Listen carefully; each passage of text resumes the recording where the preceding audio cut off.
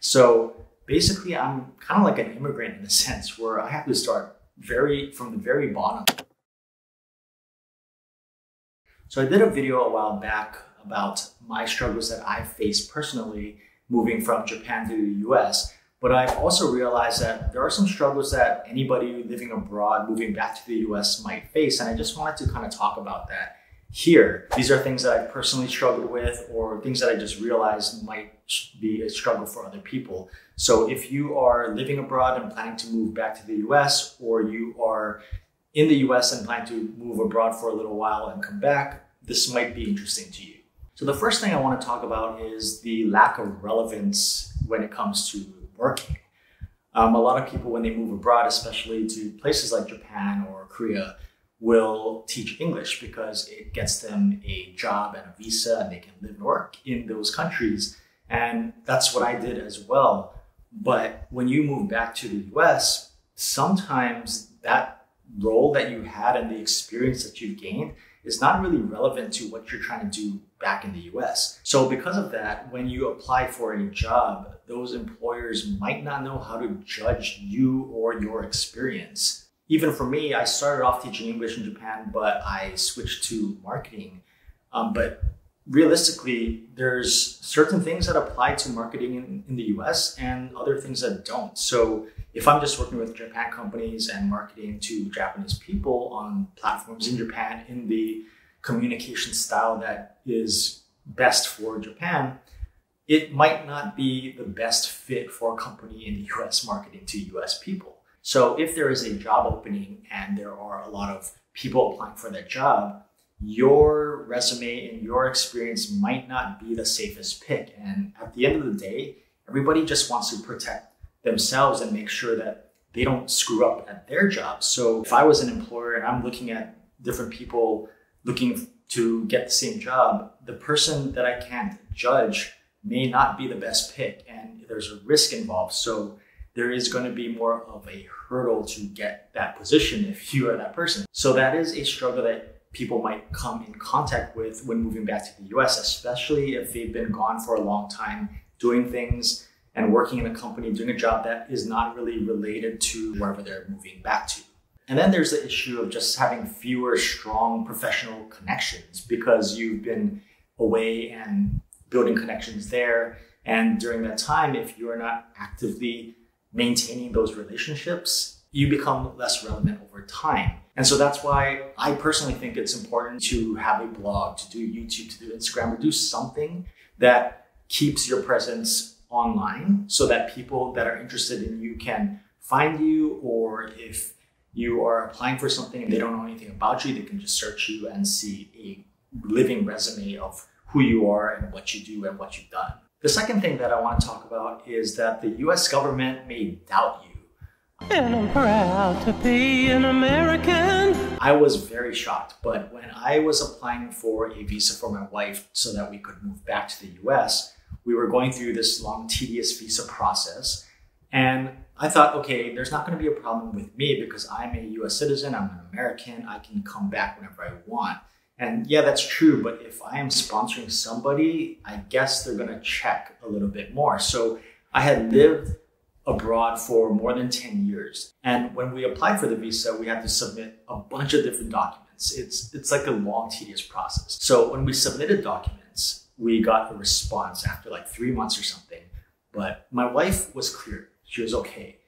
The person that didn't clear was me. And I was pretty offended, to be honest. What it said was they needed to check that I actually wanted to move back to the US. Because I guess I've been living away for so long and I haven't been actively working or anything in the US, they're kind of iffy about whether or not I was seriously trying to come back. And so they asked for more documentation or more proof that I wanted to. And that's a hard question because we have like a permanent address in the US, but it's not like an official document where you go to like a government office and submit the paperwork and, you know, that kind of thing. It's not to that level. So I was surprised that they wanted to check this kind of information. So what I had to do was just send like literally any kind of mail, just like the Costco coupons even, just any kind of mail that was being sent to my address in the US. And I even screenshotted text messages with friends and family talking about, when I move back, we can do this and this together. And I just screenshotted them and uploaded that to the visa application because that was the only way that I could prove, even though I'm an American, that I wanted to live in the US. And I think it's just also because I wasn't financially contributing to the economy. So they're not super enthusiastic about just allowing you back in. So the next thing I want to talk about is credit, or the lack thereof. So I've never taken out a personal loan. I didn't have any student loans, thankfully. I didn't take out a loan to buy a car. I had credit cards, but for the time that I was in Japan, they were mostly like very minimally active just to pay off bills or to pay certain things here and there, but not anything major. A lot of things that I purchased were in Japan, so I would use Japanese cards or cash in Japan to buy them. So I have this long gap where there's very minimal history on my credit. So I realized that this was an issue when I went to a car dealership to try to buy a car. They ran my credit and it came back and my credit score was good, but my credit history was not enough for them to give me a good rate. Also, my employer is a Japanese company, and while I do pay taxes in the US because I have to, it is hard for anybody to judge what kind of company or what kind of credit that company has in Japan. So basically, I'm kind of like an immigrant in a sense where I have to start from the very bottom to build credit to buy anything.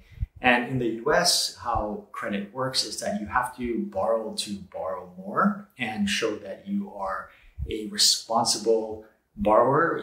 You pay off your bills on time and everything like that. So it's kind of this difficult situation, right? Even though I do have some credit, I don't have enough credit for bigger purchases. And so in order to get better rates, I have to build my credit. The last thing I want to talk about is the existing gap in your relationships due to time and distance. So the longer that you're away, inevitably you're going to change due to factors like foreign influences, and your friends, family, and peers will change as they go through their lives. So unless you are both actively working to maintain your relationship, it's going to be more difficult to go back to how it was when you return. But when you initially come back and you get together, it's nice because you can talk about and laugh about the experiences that you've had before together and the memories. But you soon realize that everyone has their own schedules, their own circumstances, their own lives that are different from how it used to be. So even though you may have this group of friends that you're close with before, you may find that there is some distance because they've gone through life together and your life has been a little bit different for the past however many years. Fortunately for me, a lot of my close friends, we go back like to childhood days and we've gone through different moves and jobs and phases in our life.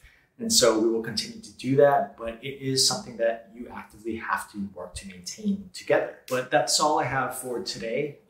Thank you for watching. If you've gone through this kind of transition where you lived abroad and moved back to the US, let me know if you've gone through any of these. And if there's something that I didn't talk about that you've experienced, please also let me know in the comments about that, because it'd be good for me to learn, just so that I can prepare if I ever come across that. But thank you for watching again. I hope you subscribe if you haven't yet already, and I'll see you in the next one.